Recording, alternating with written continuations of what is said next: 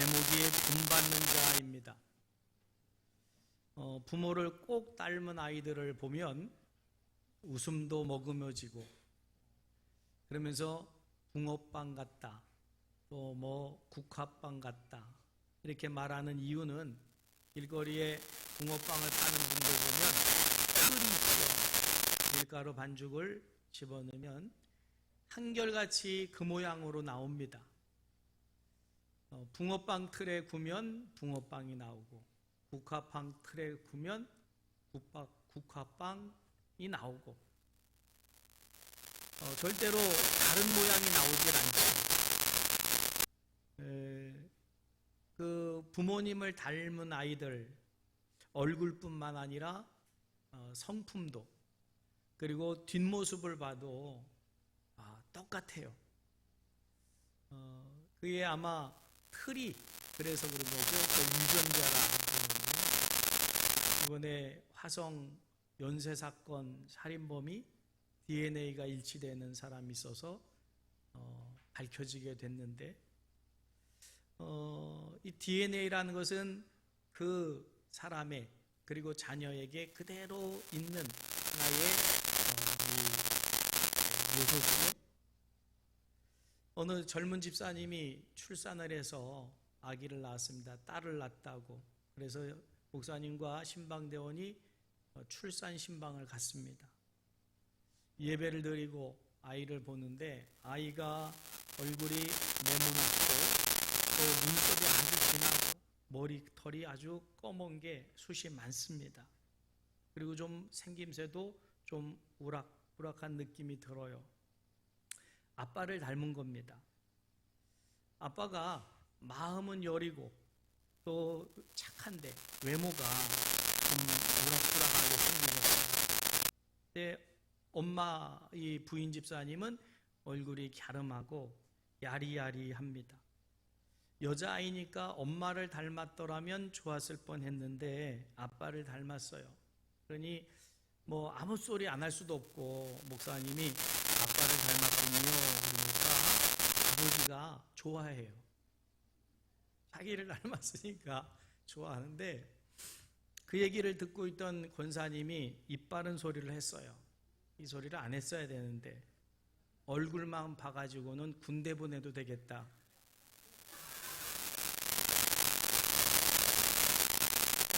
뭐 부모님 중에 누군가는 닮게 돼 있지요. 여러분 우리는 예수님을 믿었다면 우리의 아버지 되시는 하나님을 닮아야 될 줄 믿습니다. 근데 태어나면 당연히 부모님을 닮는 것처럼 예수 믿으면 당연히 하나님을 닮아 있으면 얼마나 좋겠어요. 근데 문제는 예수를 믿었다 해도 아직은 닮아 있지 않습니다. 닮아 가야 될 줄 믿습니다.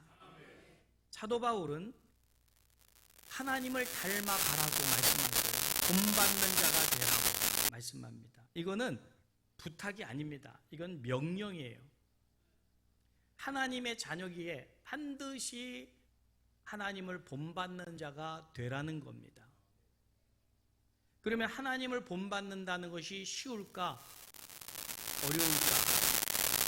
사람마다 물론 좀 다르겠지만 여러분 내가 예수님을 믿은 지 벌써 몇 년인데 그러면 그만큼 하나님을 닮아 있다면 그분은 하나님 닮는 것이 쉬운 분입니다. 그런데 예수님 믿은 지 오래됐는데도 여전히 하나님을 닮은 것 같지 않다면 그분은 예수님은 하나님을 닮아가는데 본받는 게 어렵게 느껴지는 분이에요. 우리의 속성을 보면 사실은 닮아가기가 쉽지 않습니다. 왜냐하면 욕을 먼저 배우는 아이들의 모습을 보면서 또 나쁜 것에 더 빨리 익숙해지는 우리의 모습을 보면서 하나님을 닮아간다. 예수님을 믿었는데 좀 믿자마자 닮으면 좋겠는데 이 닮아가기가 쉽지가 않습니다. 자, 그래서 사도 바울은 본받으라. 본받았으면 뭐 예수 믿고 하나님과 똑같아졌다면 이런 말 할 이유가 없지요. 근데 아직 본받지가 않아서 닮지가 않아서 본받으라 명하신 거예요. 여러분, 만약에 우리가 사단을 닮기 원한다면 그건 따로 배울 것도 없고 노력할 것도 없습니다. 그죠? 기분 나는 대로 또 욕심껏 하면 됩니다. 그러면 금방 사단을 닮아가요. 근데 하나님을 닮는다는 것은 그렇지가 않아요. 노력하지 않고 힘쓰고 애씀이 없으면 닮아지질 않아요.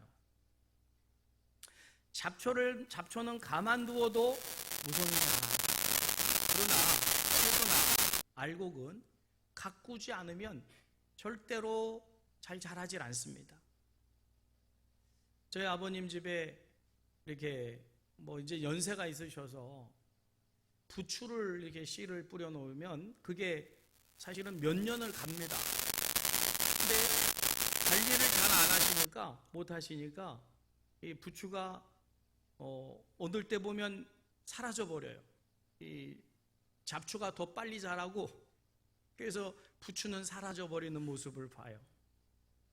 잡초를 자꾸 제거해줘야만 부추가 제대로 자라고 뜯어 먹을 수 있게 되는데, 가만 놔두면 사라져 버린다는 거지요.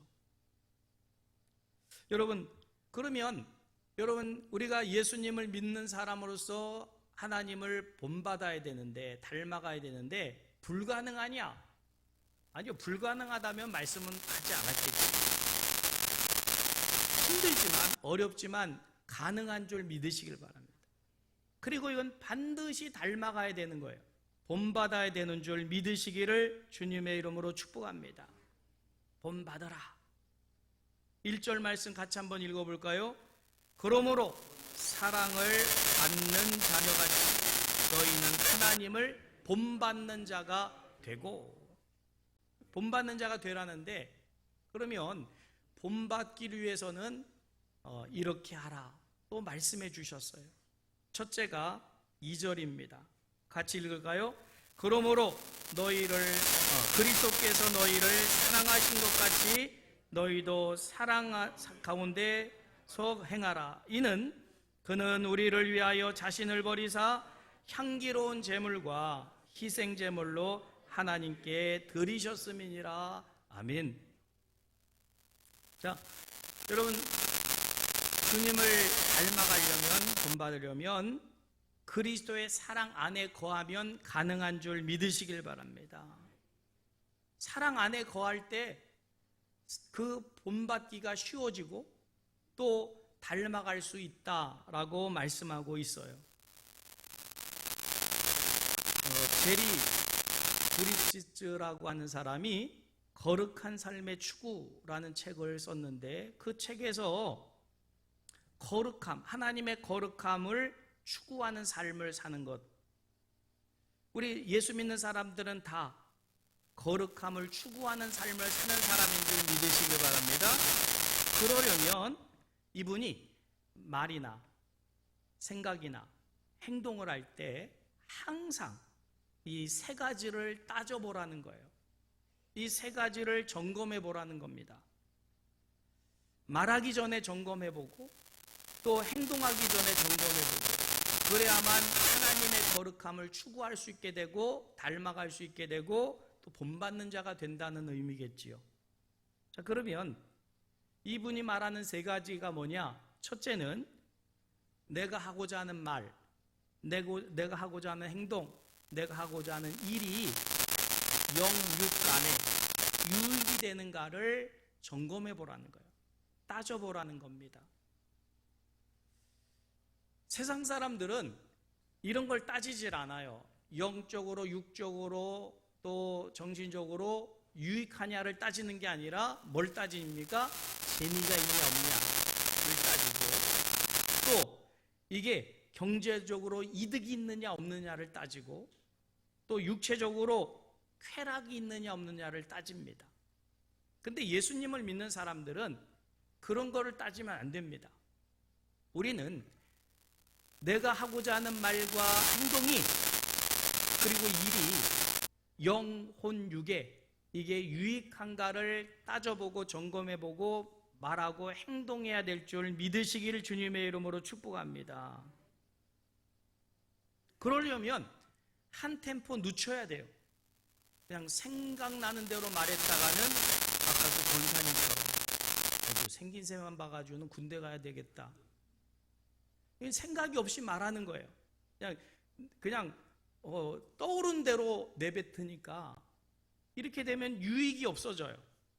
여러분, 말하기 전에, 행동하기 전에, 일하기 전에 따져보시길 바랍니다. 그게 지혜예요. 아멘? 자, 그러면 여러분, 영과 혼과 육이 함께 유익이 되는 일은 뭘까요? 우리의 영과 혼과 육에 가장 유익한 것이 뭘까요? 예배입니다. 예배만큼 영과 혼과 육에 유익되는 일이 없어요. 여러분, 이 세상을 살아가면서 영혼 육을 가장 유익하게 하는 것은 예배인 줄 믿으시길 바랍니다. 예배의 삶을 살게 하신 거예요. 그래서 근데 예수를 믿겠다고 해놓고 예배를 등한시하면 주님을 본받기가 쉽지가 않습니다. 닮아가기가 어려워요. 여러분, 한번 생각해 보세요. 일주일 동안 몇 번의 예배를 교회에서 공식적으로 드립니까? 새벽 예배 7번, 주일날 3번, 아니 2번, 일부 예배, 또 찬양 예배 3번, 그리고 수요 예배, 금요 심야 성령 기도회, 그리고 순모임, 많은 예배들이 있어요. 여기서 절반 이상 참석하시는 분, 예배 절반 이상, 최소한 절반 이상. 손 안 드시는 분들은 뭐예요? 자, 예배는 하나님이 우리에게 명하신 바예요. 왜 명하셨을까? 우리의 영과 혼과 육에 유익하기 때문에 예배자로 살아가라고 말씀하시는데, 영과 혼과 육에 다 골고루 유익한 예배는 잘 안 드리고 육에 유익한 것만 쫓는다든지, 아니면 세상 사람들처럼 이런 그 재미나 즐거움이나 이런 것을 쫓아다니면 언제 우리가 주님을 닮아갈 수 있겠어요? 여러분, 생각이나 말이나 행동에 있어서, 일에 있어서 이게 내 영과 혼과 육에 유익한가를 따져보고 그 유익한 것을 선택하는 지혜가 있기를 주님의 이름으로 축복합니다. 두 번째로, 이게 나에게는 유익한데 그러면 다른 사람에게도 유익한가를 점검해보고 따져보라는 거예요. 나만 좋으면 되는 게 아닙니다. 다른 사람에게도 동일하게 유익이 돼야 돼요. 만약에 나한텐 좋은데 다른 사람에게 유익하지 않다, 그러면 그 말이나 행동이나 그 일은 결코 하나님께서 하고자 하시는 일이 아니에요. 하나님은 절대로 나만의 유익 때문에 무언가를 하라고 말씀하시는 분이 아닙니다.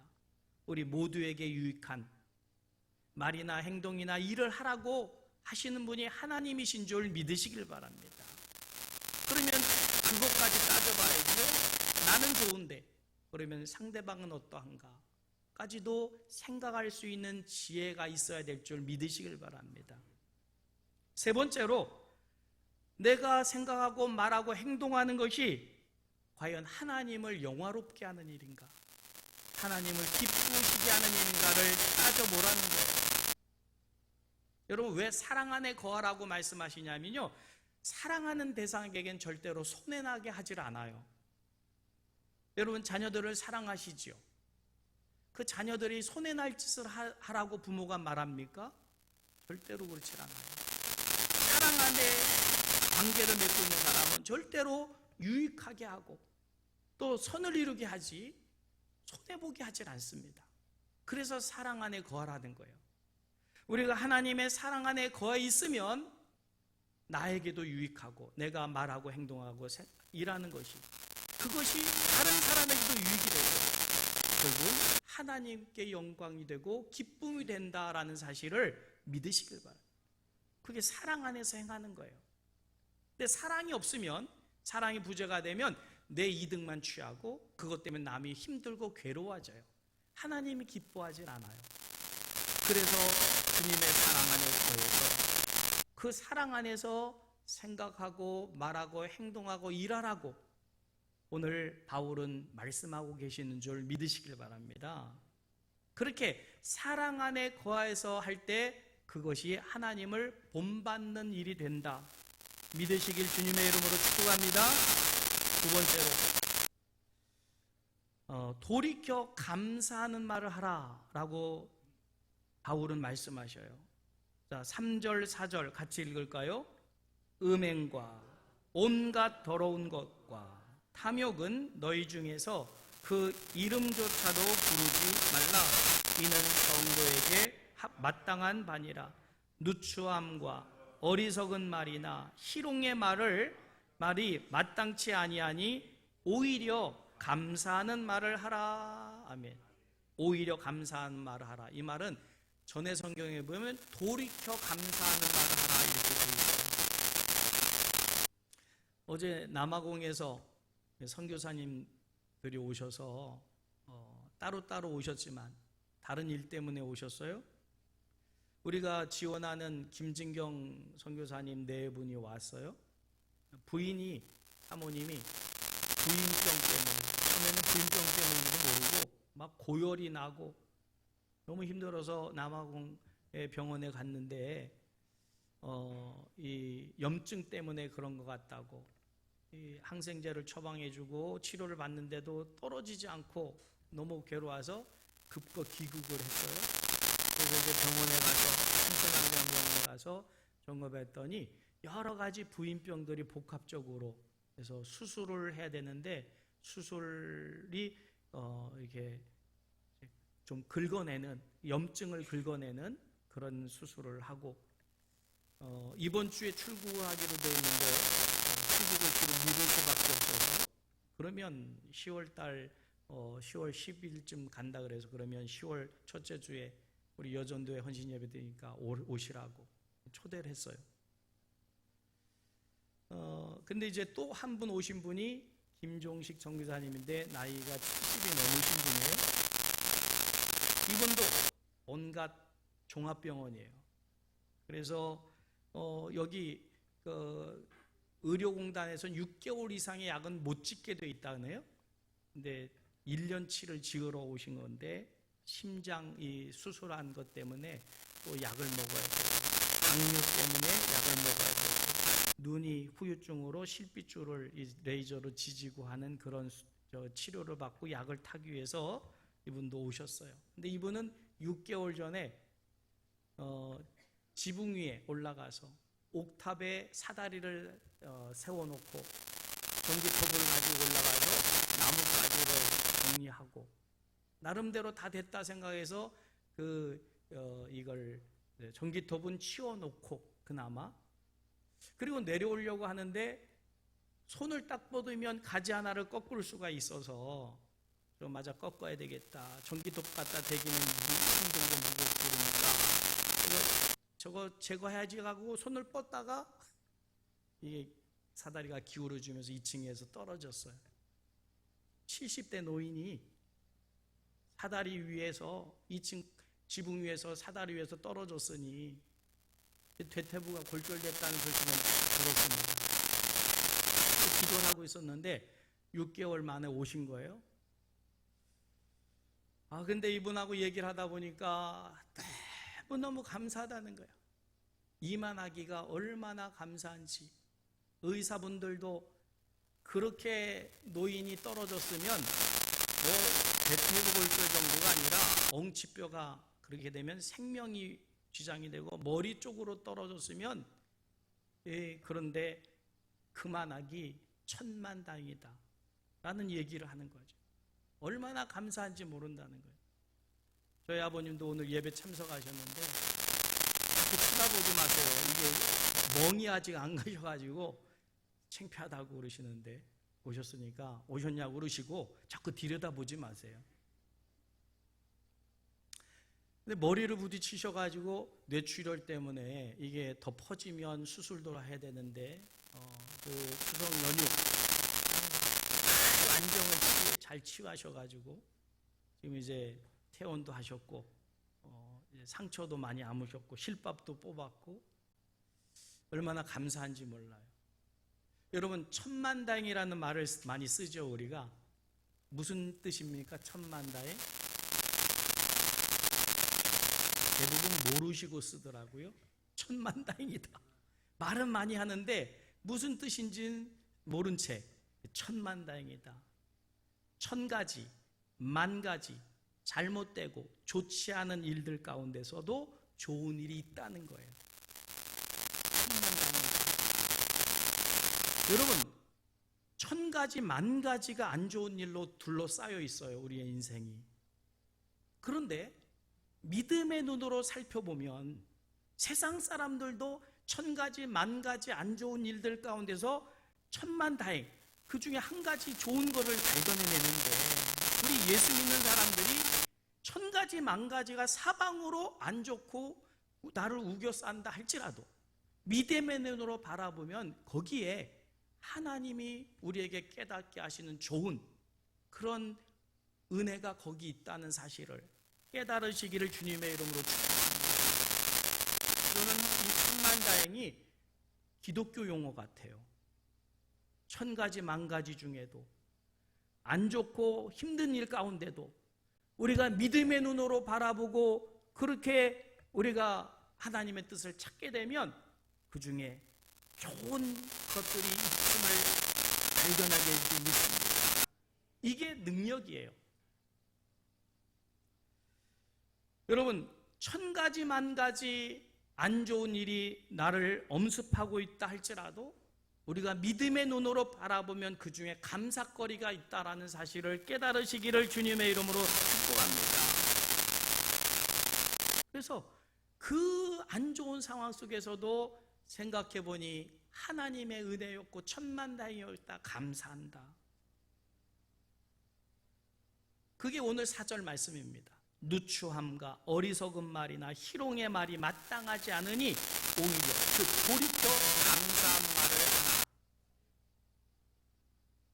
여러분, 내 상황 속에 아무리 괴롭고 힘든 일이 천 가지 만 가지가 있다 할지라도 돌이켜, 마음을 돌이켜, 생각을 돌이켜 감사한 말을 내뱉는 것이 능력입니다. 그것이 믿음인 거예요. 그러면 내뱉은 그 말대로, 감사를 내뱉은 그 말대로 감사의 조건들이 생겨나게 될 줄 믿으시길 바랍니다. 그걸 바꿔나가는 게 믿음이에요. 여러분, 감사라고 하는 것은요, 힘이 없으면 못합니다. 예를 들어서 무언가 하지 않으려고 할 때는 마음만 강하게 다짐을 먹으면 하지 않을 수 있어요.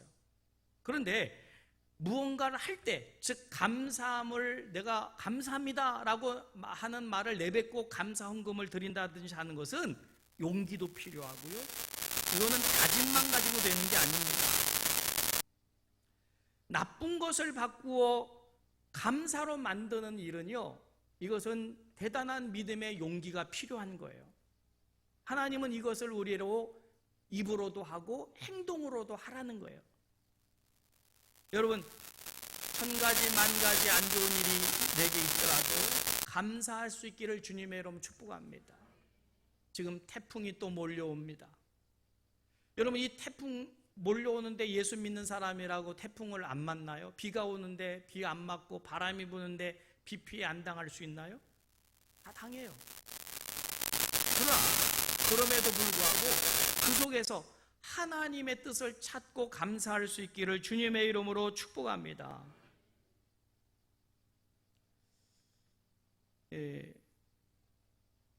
가만 목회하면서 보면 그 남의 말을 잘 하는 분들이, 그 흉을 보는 분들이 간혹 계셔요. 우리 교회는 그런 분들이 많지 않고.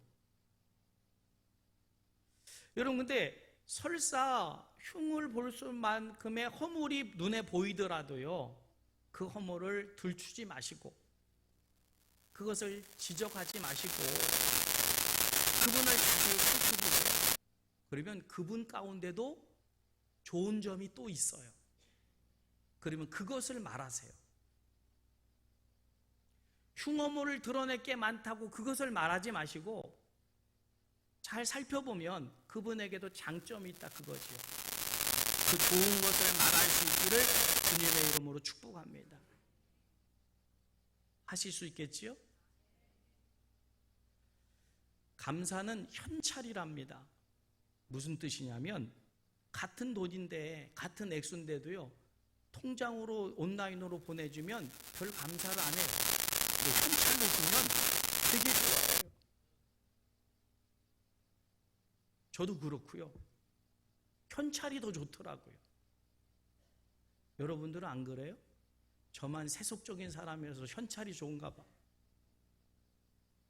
근데 사실은 똑같은 액수인데도 현찰을 주면 그게 기분을 좋게 만드는, 감사가 뭐라고요?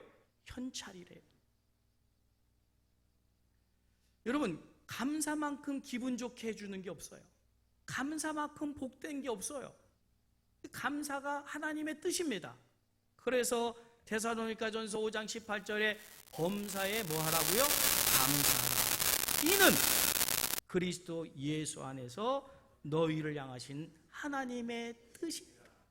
이 말이 뭐예요? 감사함으로 기분을 좋게 하고 서로의 관계를 잘 만들어 가라. 이게 하나님 기뻐하시는 뜻이다. 할렐루야. 그러면 우리가 주님의 이름으로 모였을 때 서로에게 감사를 많이 표현하시기를 바랍니다. 목사님 감사합니다. 장로님 감사합니다. 권사님 감사합니다. 당신이 있음으로 내가 너무 행복합니다. 감사합니다. 이 현찰이 얼마나 기분을 좋게 만들고 행복하게 만들지 모른다는 거예요. 여러분, 그런데 이 감사는 아무나 못합니다. 능력이 있어야 돼요. 내 지금 상황을 딛고 일어설 수 있는 능력이 있을 때 감사가 되지, 그 현실, 1000가지, 10,000가지 안 좋은 것에 억눌려 있는 사람은 절대로 감사가 안 나와요. 오히려 불평이 나오고 원망이 나오겠지요. 그는 그걸 이길 수 있는 능력이 없는 사람입니다. 여러분, 감사하는 사람들이 100% 좋아서 감사하는 게 아니에요. 1000가지, 10,000가지 안 좋은 일을 딛고 일어나서 그러고 하는 게 감사한 거예요. 그래서 감사가 능력인 거예요. 그래서 감사하는 자가 하나님을 기쁘시게 하는 거예요. 아멘. 감사하는 여러분 되시기를 주님의 이름으로 축복합니다. 이거는 돌이키는 거예요. 지금 상황은 그렇지 않아요. 그럼에도 불구하고 돌이켜서 오히려 감사한 말을 하라. 할렐루야. 이 말을 하는 사람이, 내뱉는 사람이 능력 있는 사람이에요. 그 사람이 믿음 있는 사람이에요. 하나님 그 사람을 축복하셔요. 믿으시길 바랍니다. 근데 간혹 어떤 분은 원래 생겨먹은 게 그래. 그러면서 자기를 안 바꾸려고 해요. 자기 합리화를 자꾸 합니다. 여러분, 억지로라도 감사하다고 말을 해야 돼요. 자기를 바꿔야 돼요. 근데 난 원래 생겨먹은 게 그래. 그러면서 남을 힘들게 만들고 어렵게 만들어요. 그건 절대로, 이거는 하나님이 기뻐하시니 아니거니와 이렇게 되면 큰일 납니다. 보통 큰일이 나는 게 아니에요. 여러분, 나는 원래 생겨먹은 게 그래. 그러면서 하나님을 닮아가지 않고 본받지 않으면 어떻게 되느냐? 무서운 결과가 생겨요. 읽어볼까요? 5절, 6절 말씀 같이 읽겠습니다. 너희도 정녕 이것을 알거니와 음행하는 자나 더러운 자나 탐하는 자 곧 우상 숭배하는 자는 다 그리스도와 하나님의 나라에서 기업을 얻지 못하리니 누구든지 헛된 말로 너희를 속이지 못하게 하라. 이로 말미암아 하나님의 진노가 불순종의 아들들에게 임하느니라.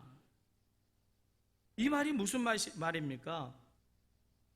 여러분, 예수님을 닮아간다는 것은 명령이에요. 반드시 해야 될 거지. 나는 생겨먹은 게 그래, 그래서 난 안 해, 포기해버리면 어떻게 될까요? 진노의 자식이 돼요. 이게 무서운 겁니다. 그러니까 예수를 믿는 사람들은 어떻게 돼요? 반드시 하나님을 본받는 자가 돼야 됩니다. 억지로라도 눈물을 흘리면서 가슴을 치면서 피를 흘리면서까지라도 주님을 본받아 가야지. 본받기를 포기해버리면 가룟 유다와 같이 돼버리고 말아요. 여러분, 가룟 유다에게도 기회가 몇 번 있었어요. 그런데 예수님을 팔 사단의 마음이 들어왔을 때 자기를 쳐서 그 욕심을 덜어내고 회개했더라면 저주받았겠어요? 주님이 그러라고 선택해 주신 게 아닌데. 근데 그는 회개의 기회도 놓쳐버리고 결국 예수님을 팔아버리고 평가는 어떻게 됩니까? 차라리 태어나지 아니면 못한. 그러면 우리가 하나님을 본받는다는 것을 대충 아무렇게나 안 해도 돼, 구원받았으니까 되겠지 언젠가, 아니요.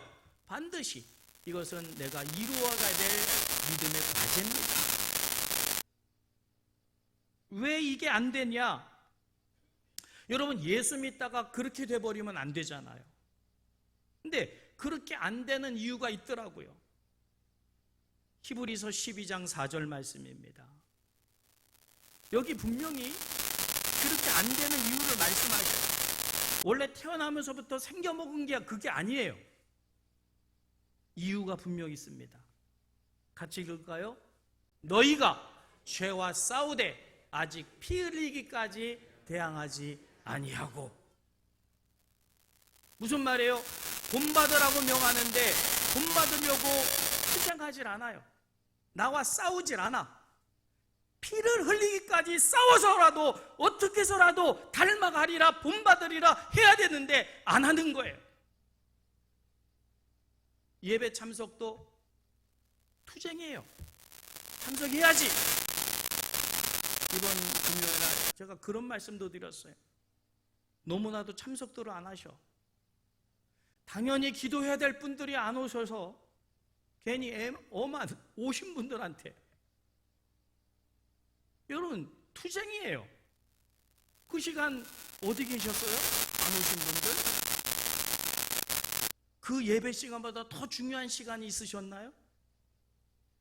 그러면 이유를, 사유서를 제출해 주시면 제가 허락을 해드릴게요. 그런 선한 일에 동참하고자 본받고자 투쟁을 해야 돼요.